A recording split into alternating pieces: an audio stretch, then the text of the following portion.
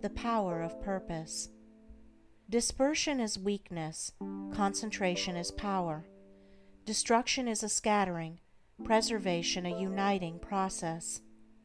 Things are useful and thoughts are powerful in the measure that their parts are strongly and intelligently concentrated.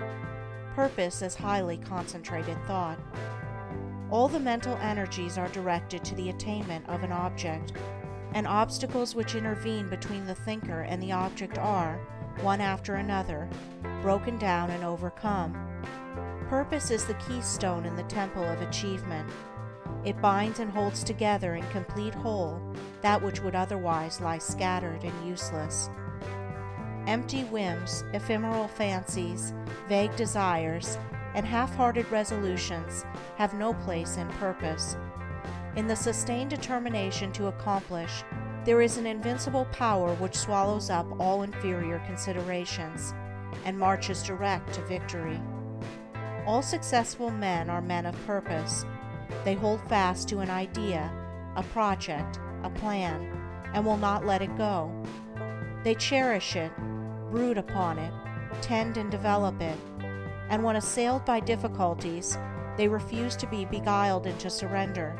Indeed, the intensity of the purpose increases with the growing magnitude of the obstacles encountered.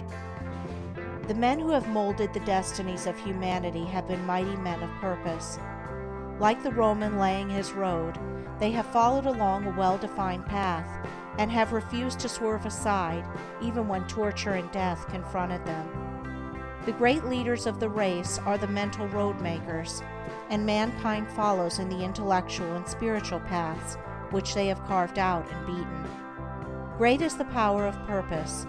To know how great, let a man study it in the lives of those whose influence has shaped the ends of nations and directed the destinies of the world.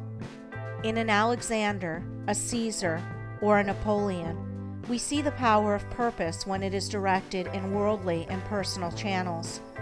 In a Confucius, a Buddha, or a Christ, we perceive its vaster power when its course is along heavenly and impersonal paths. Purpose goes with intelligence. There are lesser and greater purposes according with degrees of intelligence. A great mind will always be great of purpose. A weak intelligence will be without purpose.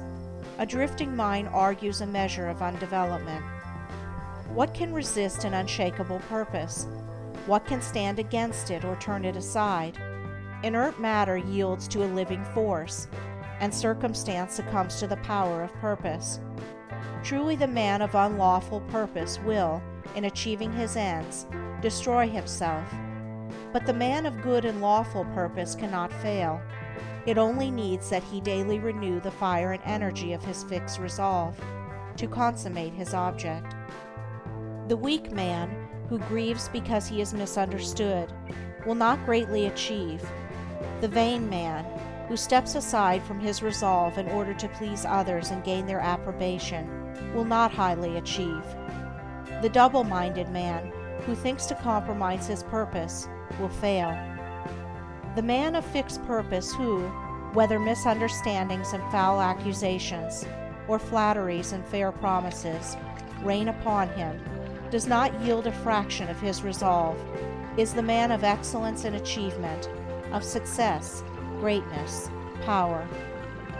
Hindrances stimulate the man of purpose. Difficulties nerve him to renewed exertion. Mistakes, losses, pains do not subdue him, and failures are steps in the ladder of success, for he is ever conscious of the certainty of final achievement.